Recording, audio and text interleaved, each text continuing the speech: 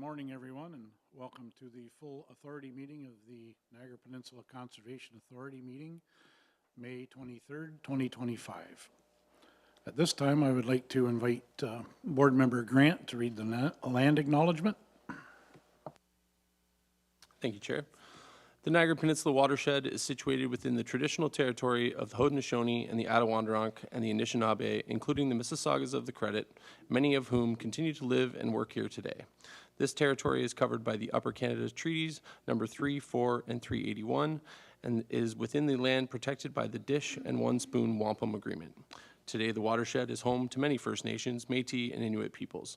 At the NPCA, we strive to further our commitment to shared stewardship of natural resources and deep appreciation of Indigenous culture and history in the watershed in small ways every day. Thank you. Thank you, Member Grant. It is now 10:01. I'll ask the clerk to commence with roll call. Vice Chair Beatty. Member Clark.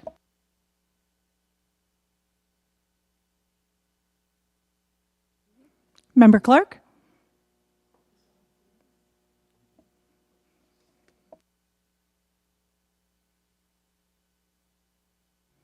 I'll send it.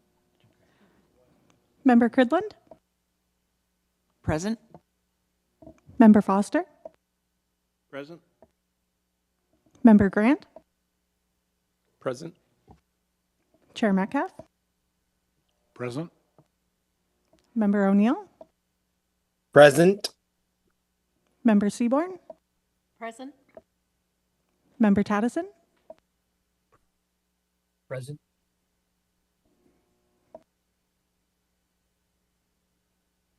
Member Woodavine. Present. Thank you. And that's quorum, Chair.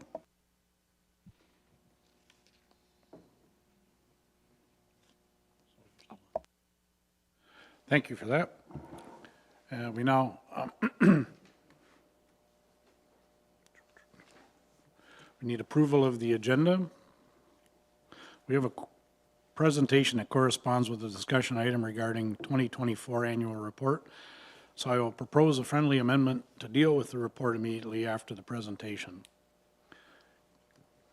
So can I get a mover and a seconder for the approval of the agenda? Moved by Member Grant, seconded by Member Seaborn. All in favor? That's carried unanimously. The motion that the agenda for the full Board Authority meeting held May 23rd, 2025 be amended to address item 9.1 immediately following item 6.1. So we just had the vote. Are there any declarations of conflict of interest?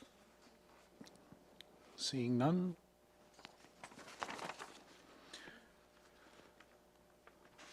Can I get a mover and seconder to approve the full authority and closed session meeting minutes from our last meeting? Member Cridland, second by Vice Chair Beatty. All those in favor? That the minutes of the full Board Authority meeting, closed session minutes of dated April 25th, 2025 be approved. So the chair's update. Good morning, everyone. It's been a great spring across the watershed. I'd like to take a few minutes to reflect on some of the key events and initiatives that have taken place since our last meeting. This month, we remember an important moment in our country's environmental history. 2025 marks 25 years since the Walkerton tragedy, a defining moment that reshaped how we think about water safety, watershed protection, and environmental oversight. At the NPCA, it reinforces that importance of the work we do every day to protect our source water, monitor water quality, and support healthy ecosystems. We encourage the community to also take a moment to reflect and to learn more about NPCA's work, including the Niagara Source Water Protection Program. More info is available on the website.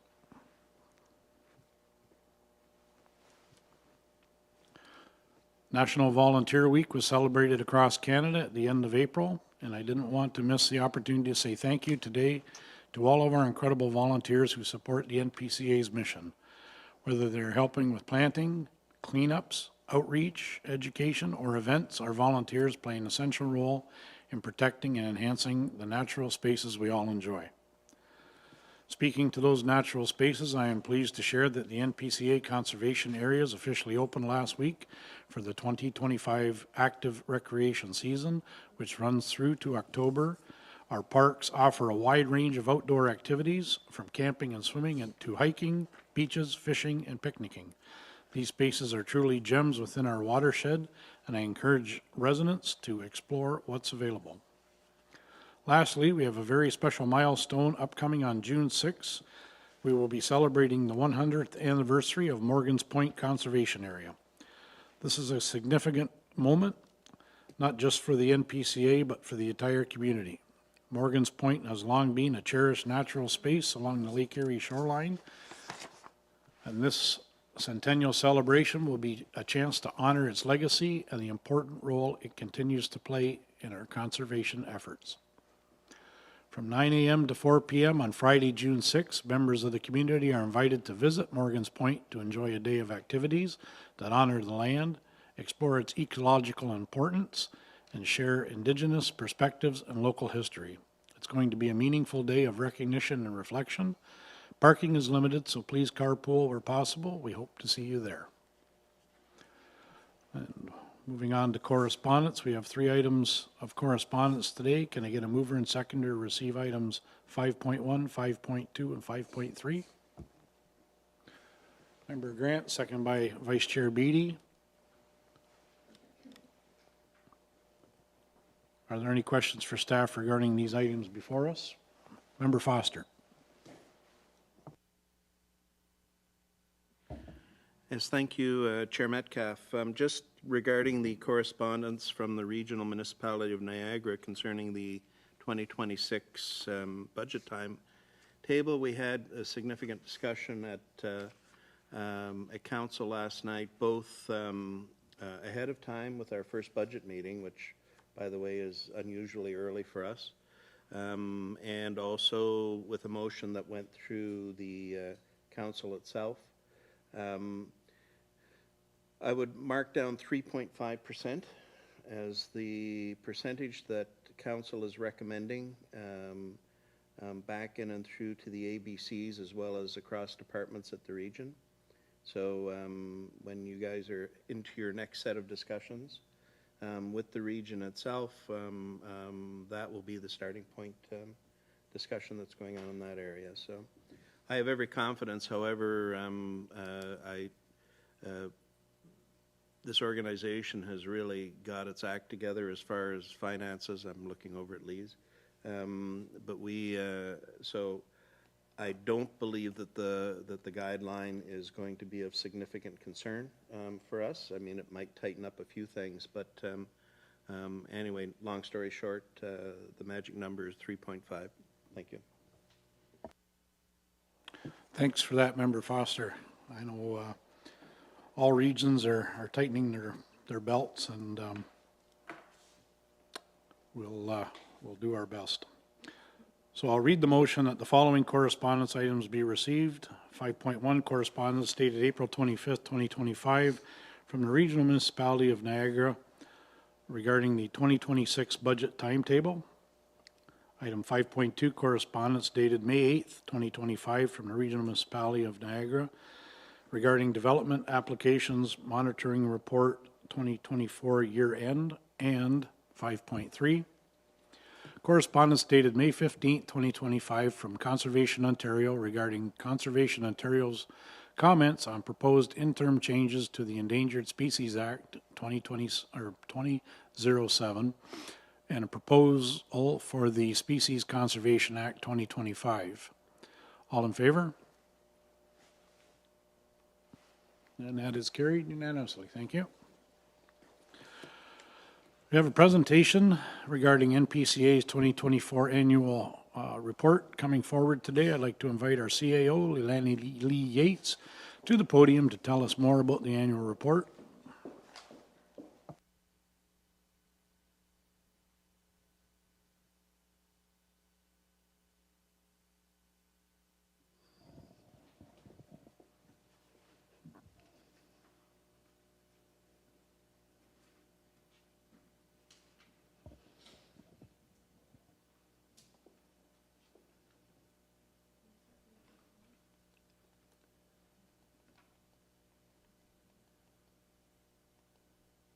There we go. And thank you. Good morning. Thank you, Chair and board members. I'm very pleased to present highlights from our 2024 annual report titled Rooted in Resilience, Growing Stronger Together. This year's theme highlights NPCA's leadership, community achievements. It celebrates environmental restoration, strategic partnerships, and the continued growth of protected areas.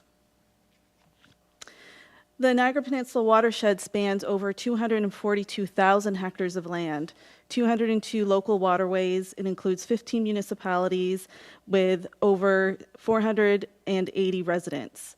With recent land acquisitions, the NPCA now has 43 conservation areas.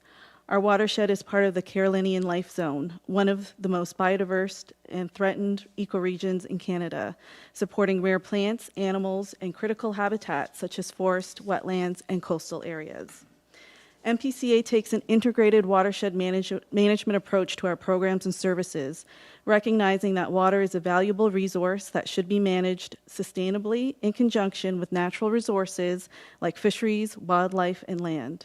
It involves managing human activities and natural resources within watershed boundaries through adaptive practices that ensure sustainability. Our 10-year strategic plan emphasizes a conservation-first philosophy, collaborative ethics, and innovation rooted in science, setting the foundation for our response to climate change, growth, and the need for sustainable green infrastructure. Our vision is nature for all. We envision a healthy and vibrant environment with shared green space and clean water that sustains life for future generations. Our mission is to create a common ground for conservation-inspired action and accountability to nature. We follow guiding principles and values in our everyday work that uphold our commitment to protecting and enhancing healthy watersheds and communities and being leaders in conservation. The strategic plan identifies 6 priorities with related goals and key performance measures. These priorities guide NPCA's actions to meet its vision, mission, and mandate, and include healthy and climate-resilient watersheds, supporting sustainable growth, connecting people to nature, partner of choice, organizational excellence, and financial sustainability. Our annual reports celebrate our successes and measures our performance in achieving our strategic priorities, goals, and helps guide our organization's decision-making and implementation processes into the future. 2024 proved to be another successful year, and our staff's hard work has resulted in watershed-wide conservation and restoration, increased collection of valuable data to support science-based decisions, connecting more people to nature and the important work we do, effective natural hazard management, and the delivery of services with fiscal responsibility.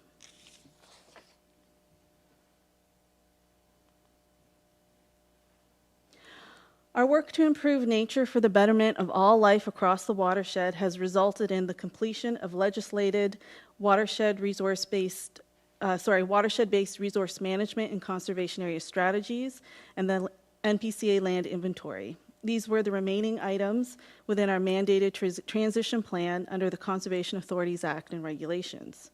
We supported our municipal partners in restoration efforts, special studies, and monitoring that will help inform decisions for future growth and environmental protection. The Niagara River Remedial Action Plan also reached a new milestone in completing 96% of the current action plan.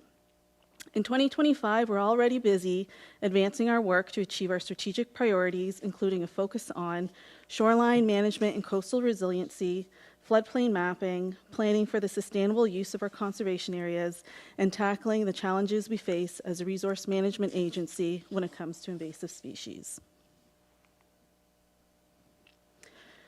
We continue to streamline and improve client-centric processes to help create resilient communities through land use planning and the use of sustainable technologies to prepare for a changing climate and related environmental challenges.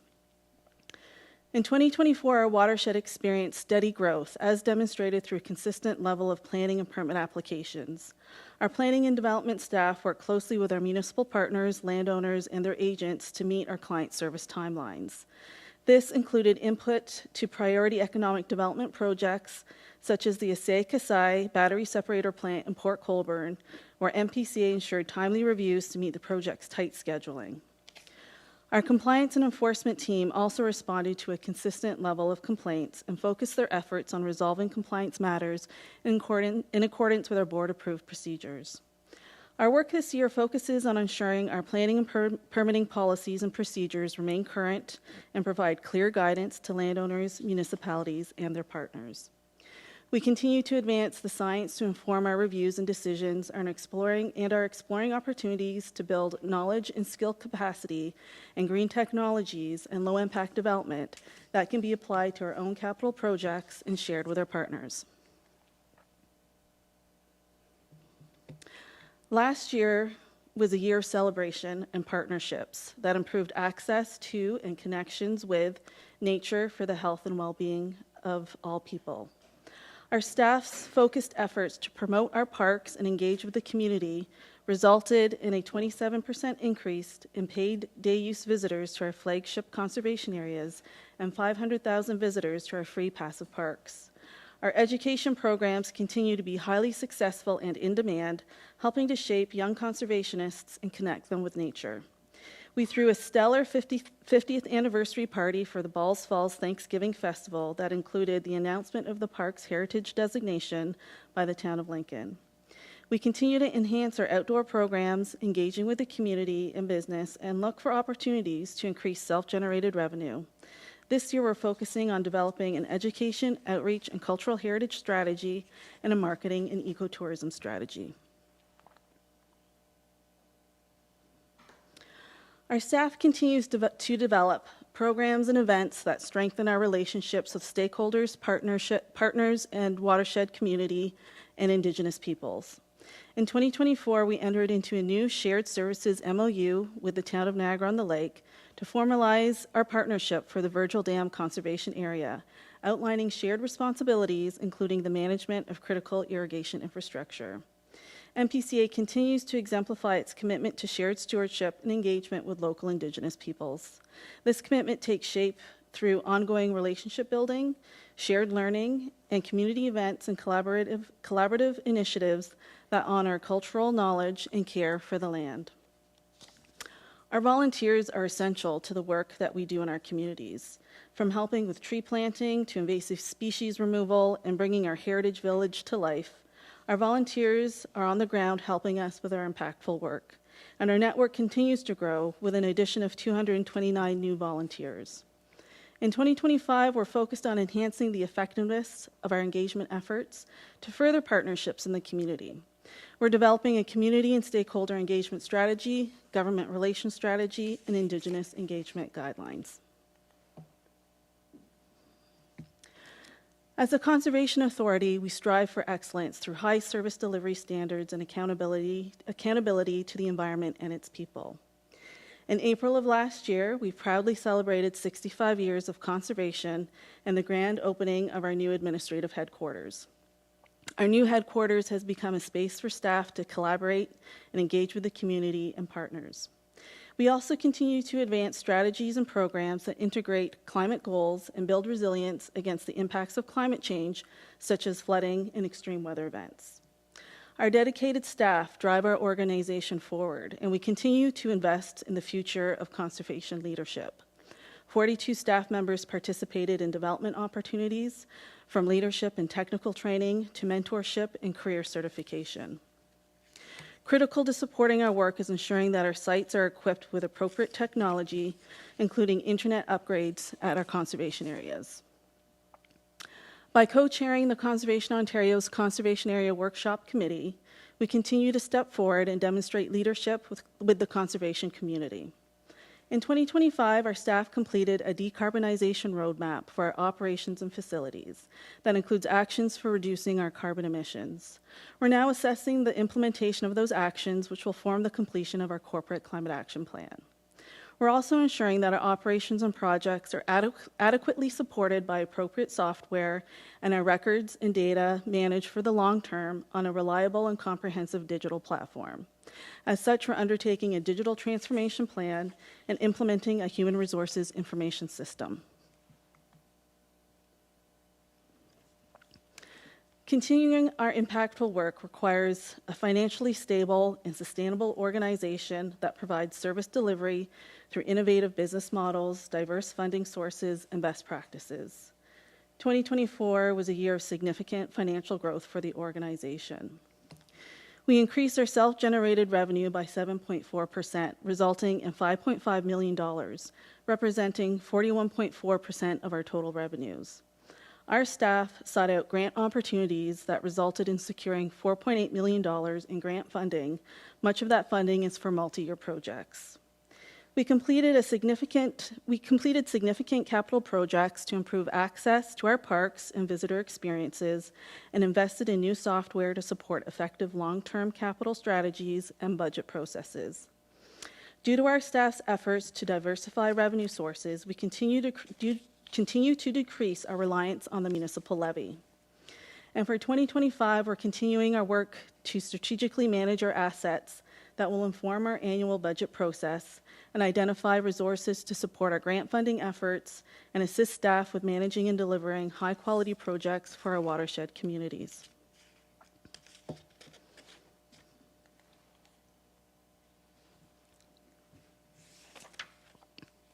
It's important that we recognize our partnership with the Niagara Peninsula Conservation Foundation, and their successes are also our successes.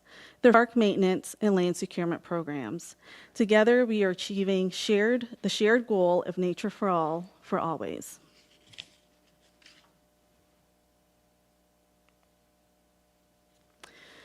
In total, our strategic plan identifies 22 key performance indicators. By the end of 2024, 9 indicators were completed, 11 were in progress, and 2 had not yet been initiated.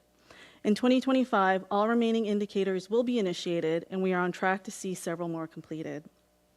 During the development of our strategic plan, it was identified that given the plan spans 10 years, and it is recognized that there may be changes in that time, the NPCA will review it after 5 years of implementation to ensure it remains relevant and achievable.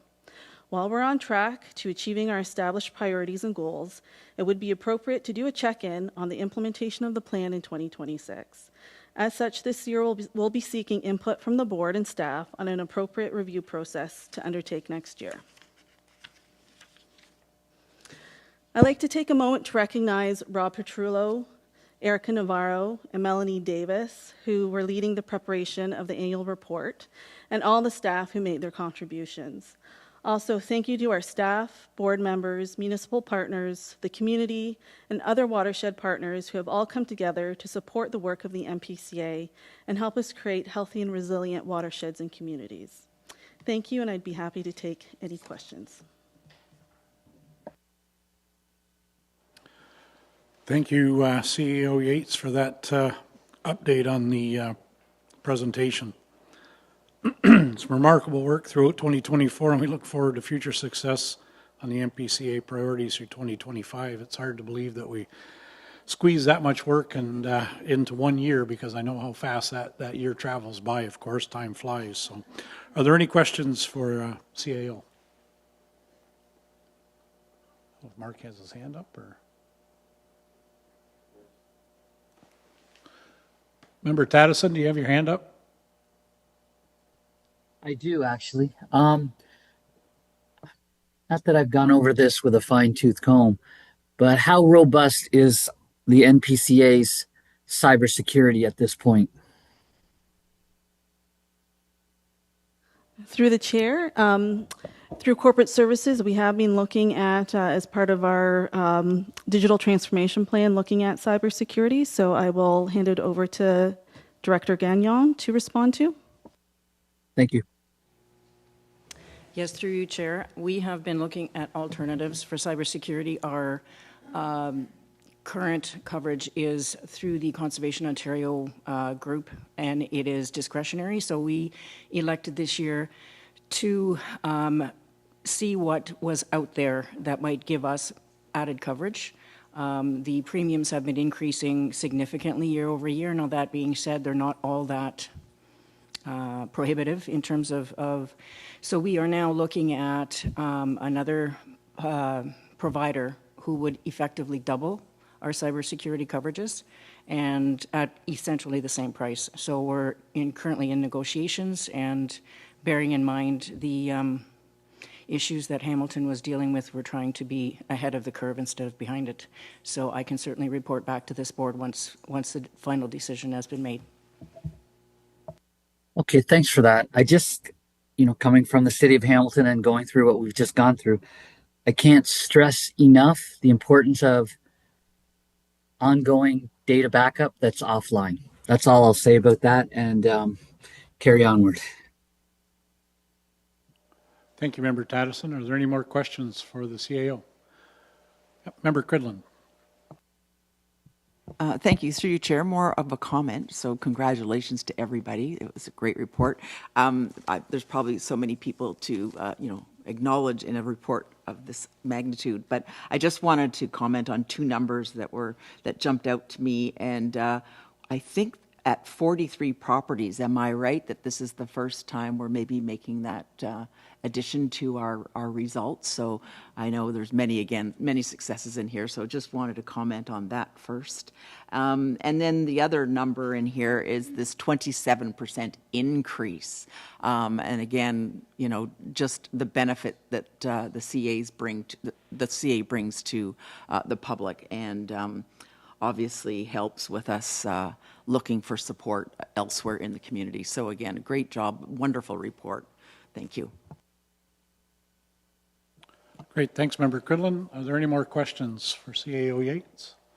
Great, thanks, Leilani. Mr. Chair, it's Member Whitavine. I just a comment also speaking towards the relationship with Niagara on the Lake, and that the NPCA is a good partner with Niagara on the Lake for the irrigation. And I just wanted to let members know that that we're starting an RFP process to look at providing raw water for irrigation to certain areas below the escarpment, and so I'm sure the consultant will be reaching out to the NPCA to see what challenges need to be figured out as they progress with that. So just wanted to let board members know and staff that that process will be engaging shortly. So thank you. Thank you, Member Whitterveen, for bringing that to our attention. Thank you. Seeing no more questions, thanks, Leilani. So I can get a mover and seconder on a motion to receive the presentation. Member Grant, second by Member Foster. So the motion that the presentation regarding the 2024 annual report be received. All in favor? And that is carried unanimously. Thank you.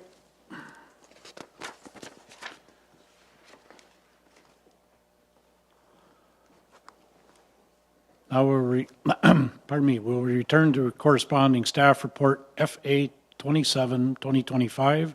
Are there any questions regarding the report? Seeing none, can I get a mover and seconder that recommendations for the recommendations presented? Member Seaborn, seconded by Member Foster. Thank you. The motion reads that report FA 27, 2025 regarding annual report be received, and that the draft 2024 annual report be approved, and further that the final report be published online and distributed to participating municipalities, governments, agencies, conservation authority partners, community stakeholders, the Public Advisory Committee, Drinking Source Water Protection Committee, and the public in various media formats. All in favor? And that is carried unanimously. Thank you. Item number 7, we have a delegation before us today from the Niagara Peninsula Conservation Foundation. I'd like to welcome Chair Barbara Greenwood and invite her to the podium to provide a presentation. Thank you, Barbara, for being here today.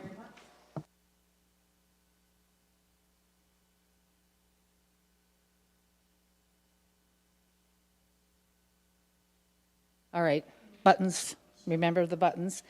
And for those who don't, I am Barbara Greenwood, Chair of the NPCF. And it's my pleasure to speak to you today to highlight our successes from 2024 and celebrate the continued momentum into 2025. Okay, there we go. This is just, that's a tulip tree. And this past week, Carrie was kind enough to take us on a tour of Cave Springs. And I have to say, it's absolutely beautiful up there. We walked the trails, and all original trails over the routes, and met people coming through the trails as well, so we know that it's being well traveled. I was amazed. It's quite a sight to see, and part of our properties, which is we should be so proud of. Just thought I'd bring that to your attention. Also, the leaf coming outside the side of the tree resembles the crest that we now have for the Niagara Peninsula Conservation Foundation and the authority. And that's where we got the idea.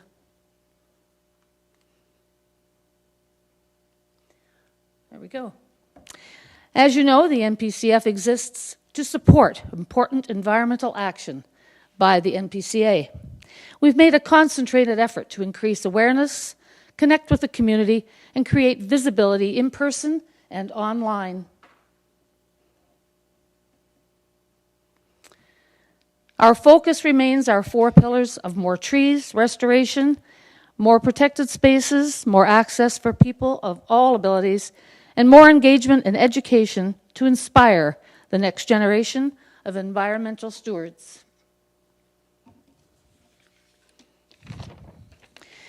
In 2024, the NPCF saw marked growth in donations and successful grant applications. Highlights from RBC and TD to Rotary and individual contributions, and welcoming Adam Schultz, the acclaimed speaker, best-selling author, naturalist from right here in Niagara, as our board member. NPCF is earning its place as a trusted partner in conservation.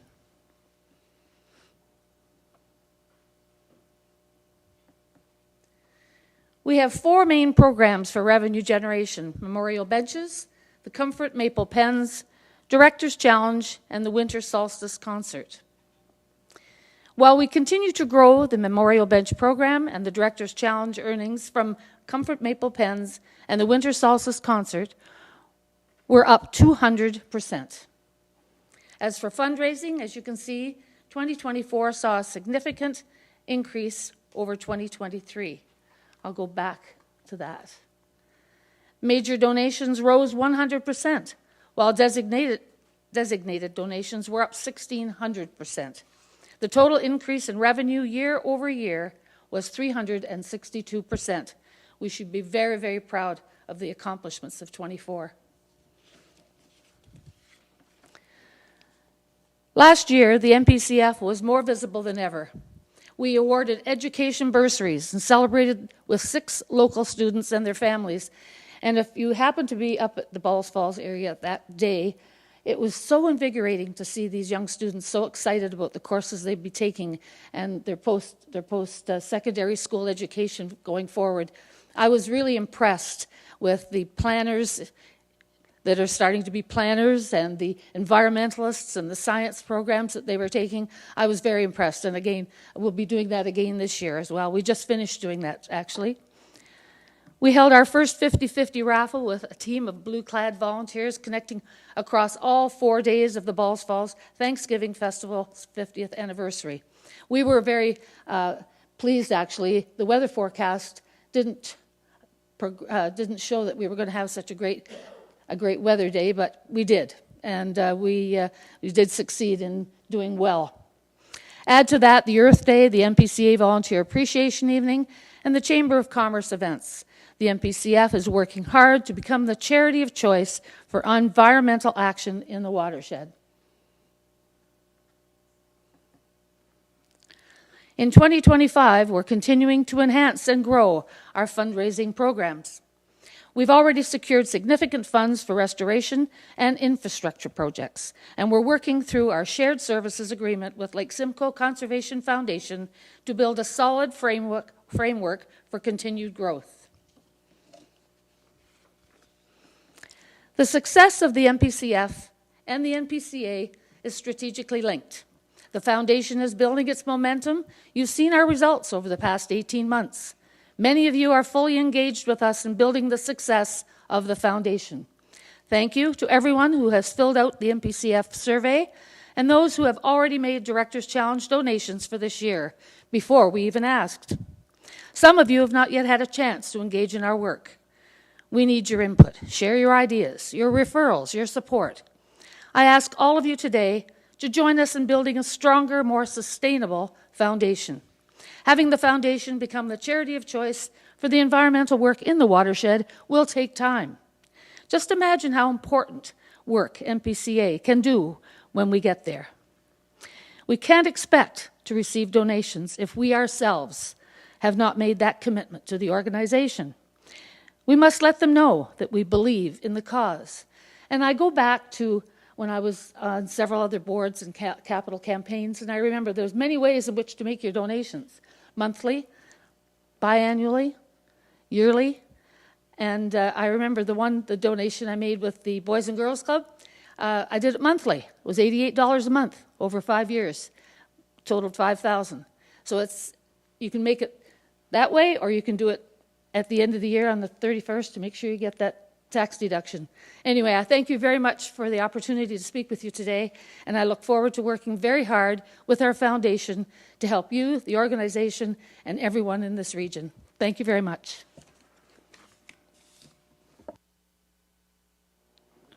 Thank you, Barbara. Your passion certainly exudes the feelings that are out there, and the donations and everything that you do for the NPCA, the foundation does. Again, the real heartbeat of the organization. So thank you to you, and also Sharon as well. It's not just myself, it's everyone. Yeah. And volunteers, and I would say volunteers are the backbone of every community. They work for nothing, not because they're worth less, but because they're priceless. And we could never pay the volunteers for the hours that they give us. So it's really remarkable, and I know that the people we have on our foundation exude that energy, and that energy passes on to people that surround us. Yes? Sorry, the online won't hear you if we don't have a mic. Yep. Come on back up to the podium, Barbara, and then yeah, could you reiterate that, please? I'm very pleased to be on this board, and the energy, it's not just me, it's the energy of everyone around us. They exude that energy. And when we show that energy, it's passed on to other people. And they can't help but want to help us. And I say that volunteers are the backbone of every community. They work for nothing, not because they're worth less, but because they're priceless. And we couldn't pay them the hours that they help us make this organization what it is today. And I can't thank each and every one of you enough, because the more we talk about it, the more people want to be with us, because people like to be on a winning team. And I thank each and every one of you for everything that you help us with as well. And we're here to work with you to make this a better organization. Thank you so much. Yeah, it's you're always a hard act to follow, Barbara. But those words were, from the heart and the heart of the organization. So thank you. Are there any more questions for Chair Greenwood? Seeing none, thanks again, Barbara and Sharon, for being here today. So I look for a mover and seconder for the motion to receive the presentation. Member Whitavine will move that, Mr. Chair. Moved by Member Whitavine, seconded by Member Grant. Thank you. The motion that the delegation from Niagara Peninsula Conservation Foundation be received. All in favor? And that is carried unanimously. Thank you. Consent items, there are none. Section 9, discussion items, report 9.2, report number FA-24-2025 regarding St. John's Heritage Center designation. This report outlines the City of Thorold's Municipal Heritage Advisory Committee's desire to begin exploring the designation of buildings at St. John's Center Conservation Area. Are there any questions for staff related to this report?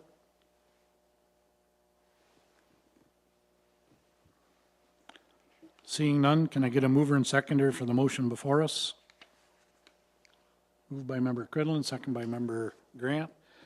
Read the motion that report FA 24/2025 regarding St. John's Center Heritage designation be received, and that the NPCA Board of Directors endorse the City of Thorold's decision to conduct a cultural heritage evaluation of St. John's Center Conservation Area as a property of cultural heritage value or interest, and that staff be directed to report back to the full authority board upon receipt of a notice of intention to designate St. John's Center Conservation Area as a property of cultural heritage value or interest. And further, that report FA 24/25 be circulated to the City of Thorold. All in favor? And that is carried unanimously. Thank you. 9.3, report FA 26/2025, agreement of services between the Corporation of the Township of West Lincoln and Niagara Peninsula Conservation Authority. The Township of West Lincoln directed staff to conduct a pilot project with a contribution of $10,000 toward NPCA's Trees for All program, allowing NPCA to plant over 12,000 bare root seedlings and 1,000 shrubs in the municipality during the 2025 season. Are there any questions for staff regarding report FA 26/2025? Can I get a mover and seconder for the motion before us? I'll move that, Mr. Chair. It's member Whitavine. Thank you. Moved by member Whitavine, seconded by member Foster. Follow-up question, Mr. Chair. Yes, sir. I was there when Jeff made the presentation, and thank you for Jeff for doing that. So just to follow up on that presentation, when will we know when they've, formally committed to this initiative? Because it's my understanding that there was an intent, but I just wanted to follow it up and see when their commitment was due, we'll say. Thanks for that, member Whitavine. Can someone from Stanadley can report on that? Thank you. Through you, Chair. Part of the MOU is the formal commitment to get started on the Trees for All program and to start the conversations. This year is a small amount of money to put forward towards the Tree for All program, and we hope that with this MOU we'll continue those conversations and determine the scope of the tree plantings every year moving forward. So the MOU presented before you is the first step towards that commitment.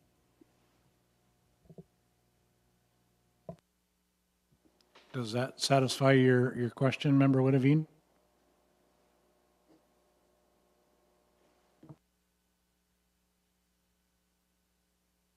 Member Foster? Yes, thank you, and great news, and we're continuing to do good relationships back in and through with Niagara and everyone else on various programs. And I think I mentioned this last time too. Let's make sure we really promote what's going on with this. This is a good news story. Doing these types of MOUs, so let's promote the heck out of it because it really is positive for the NPCA. Absolutely. Great words, member Foster. Are there any more questions? Member Cridlin. Thank you, through you, Chair. Maybe just a quick update then maybe on how many municipalities maybe haven't taken us up on this fantastic opportunity. If we can comment on that, if there happens to be a status. Thank you. Thank you. Through you, Chair. Yes, we've been very successful in working with lower tier municipal partners as well as the upper tier on the Trees for All program. There are 8 remaining municipalities to sign MOUs. We've made some great progress with all of the others, and we are still working with those partners, and we do expect a few more MOUs to be coming to the board in June and July.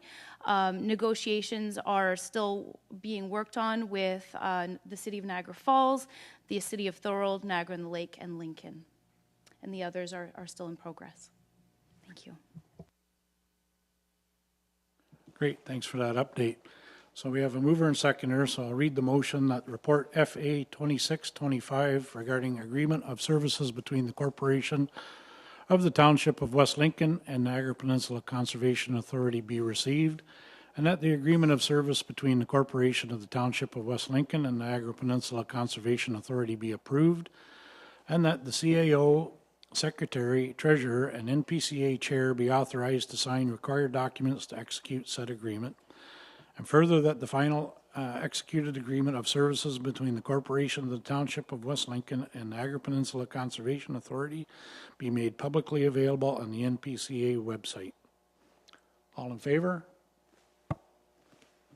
And that is carried unanimously. Thank you. Moving on to report FA 2525, financial report, April 2025. I will invite Director Gagnon to provide a brief overview of the latest financial report.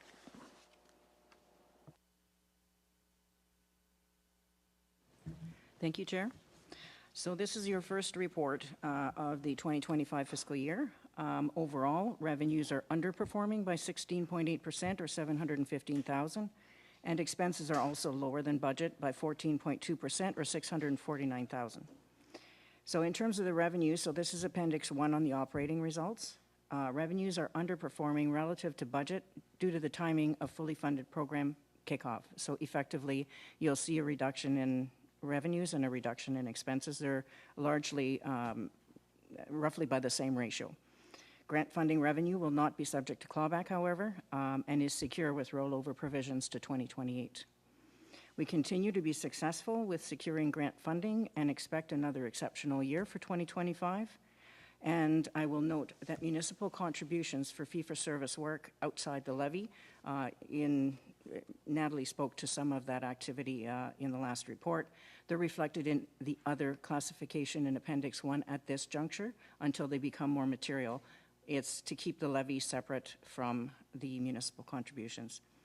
In terms of expenses, the salaries and benefits are lower, and again, it's the delay in hiring fully funded grant positions, and the same can be said for professional fees. The majority of residual expense variances are the result of timing relative to actual expense recognition. Switching over to the capital side, so the 2025 budget for capital is $2,929,702. Budget carried forward from prior years is 1.6 for an unbudgeted capital funding received of 3.1 million. So the total available budget for 2025 is 7.6 million, and the capital spend to date is 4.1 for a remaining balance to be dispersed in 2025 of 3.5 million. Happy to answer any questions.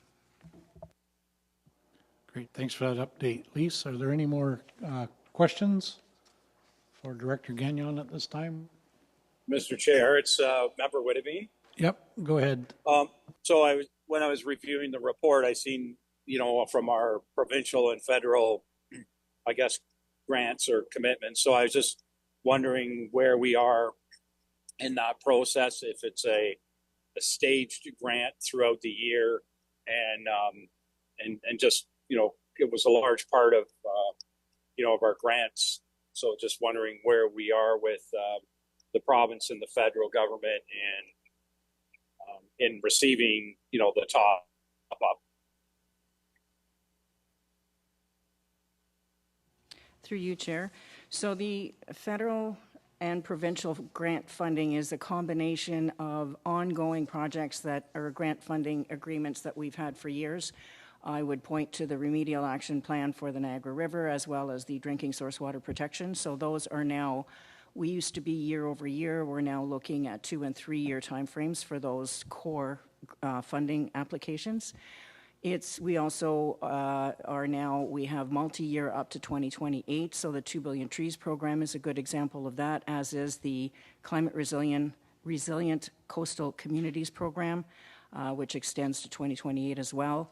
There are some one-off grant applications that come in from the province for, and I'm FIMP,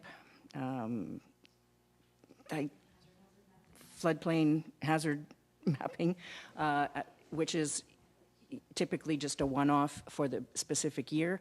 I can certainly provide a schedule for you if that's of interest. This envelope was $5 million last year. Okay, thank you very much for that clarification. I'm fine without a schedule. Thank you. Thank you, Member Whitavine. Are there any other questions for Director Gagnon? Seeing none, can I get a mover and seconder for the recommendations included in Report FA? I'm ahead of myself here. Yes, Report FA 2525. Report April 2025 be received for information. Can I get a mover and seconder for that? Moved by Member Grant, second by Vice Chair Beatty. All in favor? And that is carried unanimously. So we have report before us, FA 28-2025, Niagara Region Funding Agreement, 2025 capital projects. We received a revised revision of this report in the addendum with update figures on comparator borrowing rates received by the NPCA. I'd like to invite Director Gagnon to speak briefly to that report. Lise, please. Thank you, Chair. So this, to give you a high-level overview, as part of the 2025 budget process, this board approved 2 capital projects for Niagara Region that staff were directed to explore alternative financing outside the special levy envelope. And so once the budget cycle was through, staff has been speaking with finance staff at Niagara Region to work out an arrangement for this, for financing this, and we've come to a conclusion as to how this is going to go forward. So we will be going forward with an ask at the June council meeting for a total of $500,000 for 2 projects, and with a schedule for repayment through for a total of 5 years.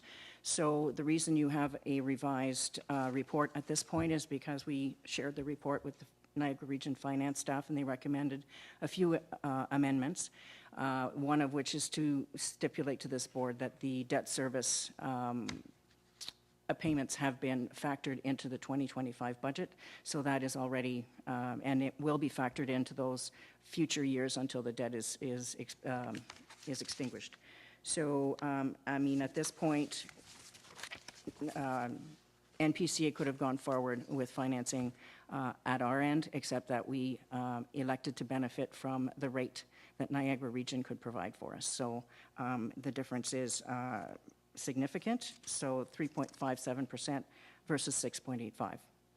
So at this point, the Niagara Region staff have asked for the resolution that you see on this report so that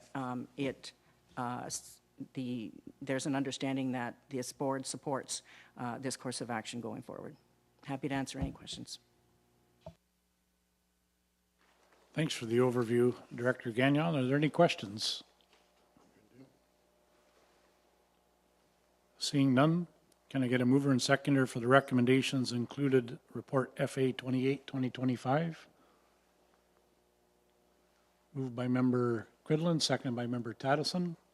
So the motion that report FA 28-2025 Niagara Region Funding Agreement 2025 capital projects be received, and that the financing for the capital project at Balls Falls and St. John's conservation areas totaling $500,000 through the regional municipality of Niagara be approved, and that the repayment of the financing of capital projects through the operating levy annually for 5 years be approved, and further that the regional municipality of Niagara be advised. All in favor? That is carried unanimously. Thank you. So before us now, we have report FA 29-2025 regarding land acquisition and disposition policy. I'll invite Manager Balden to provide a brief overview of the draft policy presented for consideration.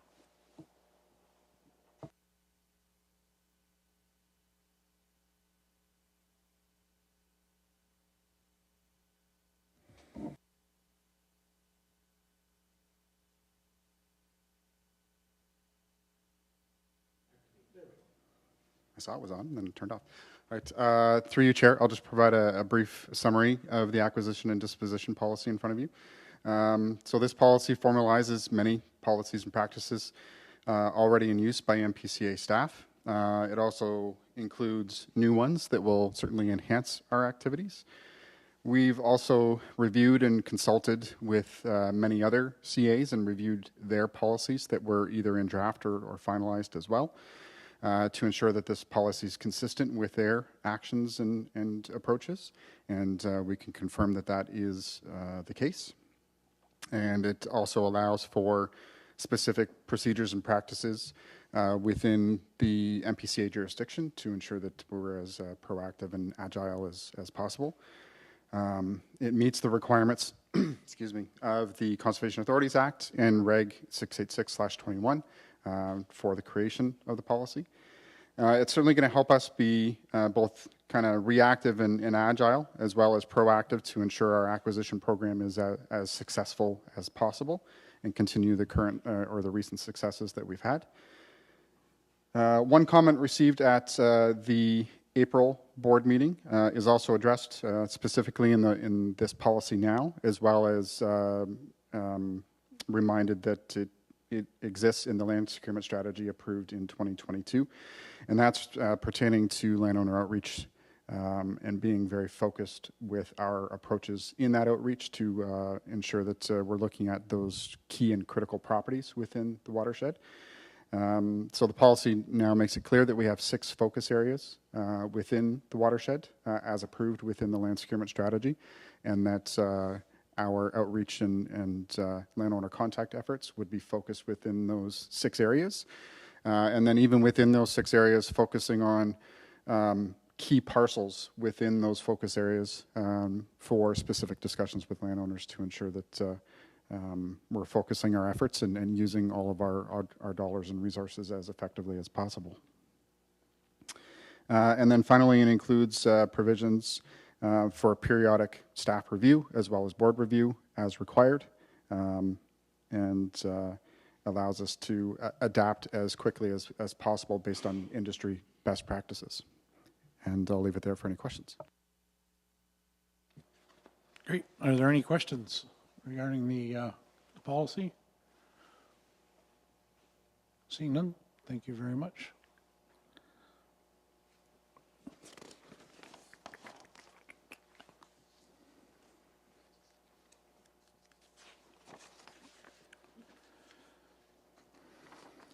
We need a mover and seconder for that, right?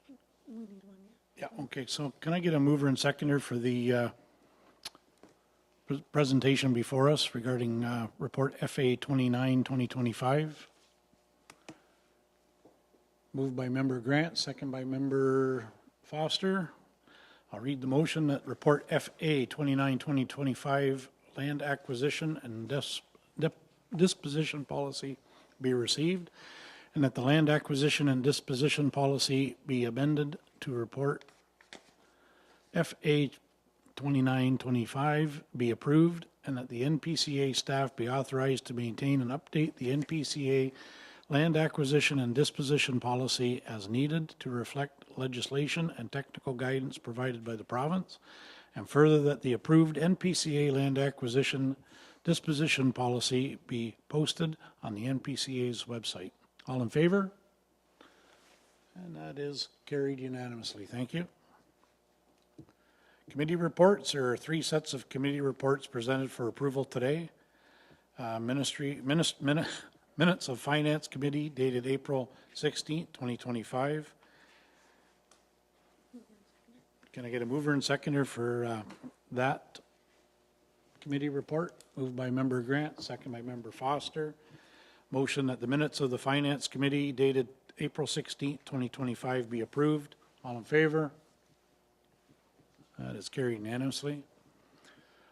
Item 10.2, Public Advisory Committee minutes dated February 11th, 2025. Can I get a mover and seconder to get that on the floor, please? Moved by member Grant, seconded by member Taddison. That the minutes of the Public Advisory Committee dated February 11th, 2025 be approved. All in favor? That is carried unanimously. Thank you. Item 10.3, Public Advisory Committee minutes dated April 13th, 2025. Can I have a mover and seconder to get that on the floor? Or May 13th, sorry. Can I mover and seconder? Member Grant, seconded by member Seaborn. That the minutes of the Public Advisory Committee dated May 13th, 2025 be approved. All in favor? That is carried unanimously. Moving on to section 11, 11.1, discretionary travel to the United States. Oh, sorry, pardon me. Member Foster? So I did have a question on the invasive species strategy. Is that being handled separately, or was that part of the? Thank you. Melanie, can you report on that?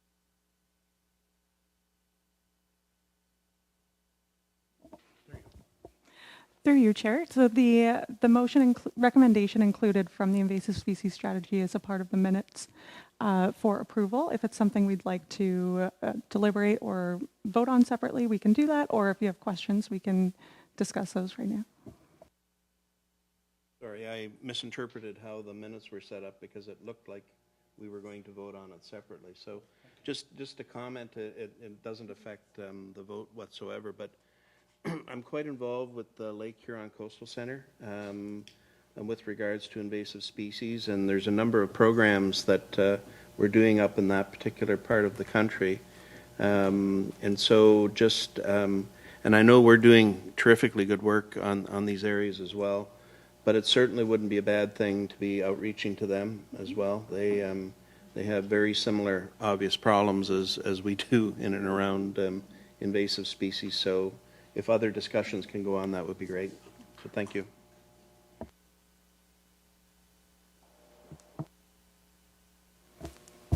Thank you, Member Foster. We're certainly happy to take that away, and the more connection we can have in that area, the better.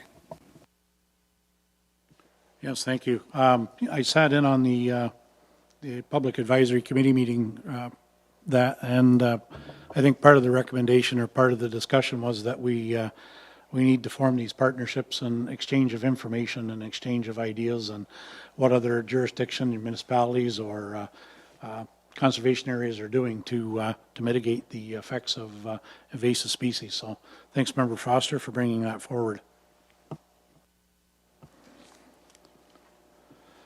Okay, having said that, moving on to motions, discretionary travel to the United States. At our last meeting, Member Foster presented a notice of motion regarding staff discretionary travel to the United States, which has been included in the agenda package. With Member Foster moving, can I get a second, or are there any questions regarding the motion before us? Member Grant. Seconded by Member Grant. So the motion that is before us now is that the staff be directed to review any discretionary travel to the U.S. for the year 2025, calendar year 2025.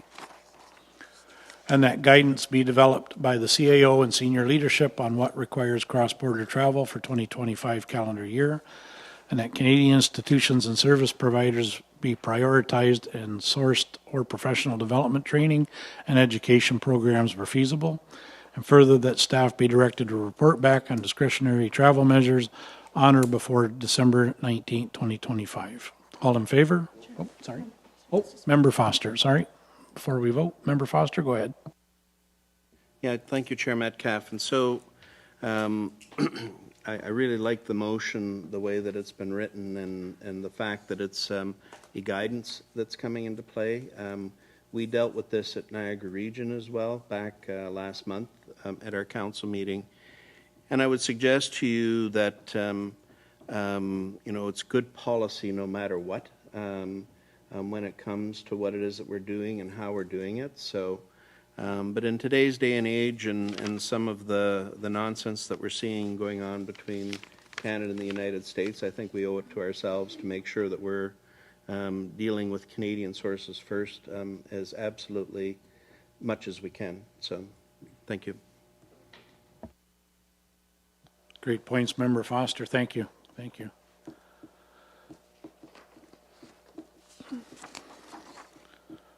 So I have a mover and a seconder, and I'll read the motion that the staff be directed to review any discretionary travel to the U.S. for the calendar year 2025, and that guidance be developed by the CAO and senior leadership on what requires cross-border travel for 2025 year, and that Canadian institutions, service providers be prioritized and sourced professional development, training, and education programs where feasible, and that the staff be directed to report back on discretionary travel measures on or before December 19th, 2025.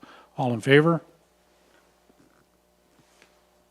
Carried unanimously. Thank you.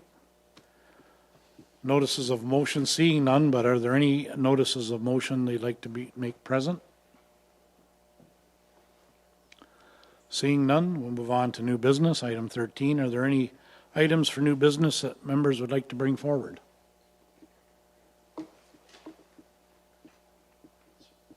Member Foster.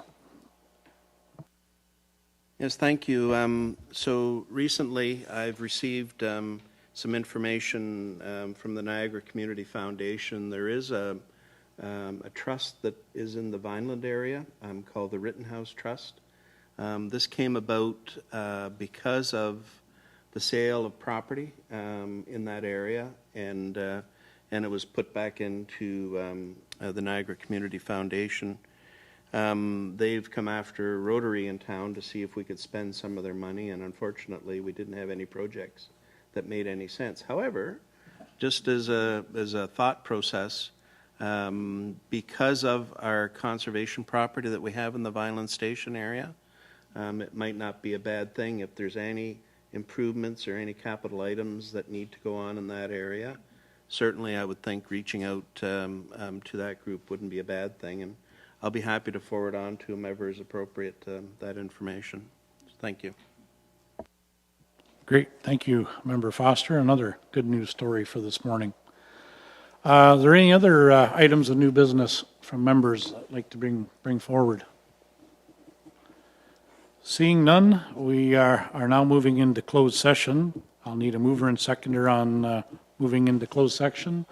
Moved by Member Quidlin, seconded by Member Grant. We will now be moving into closed session. Anyone that's joining us live, we will not be returning after closed session. So thank you for joining us this morning, and have yourself a wonderful weekend.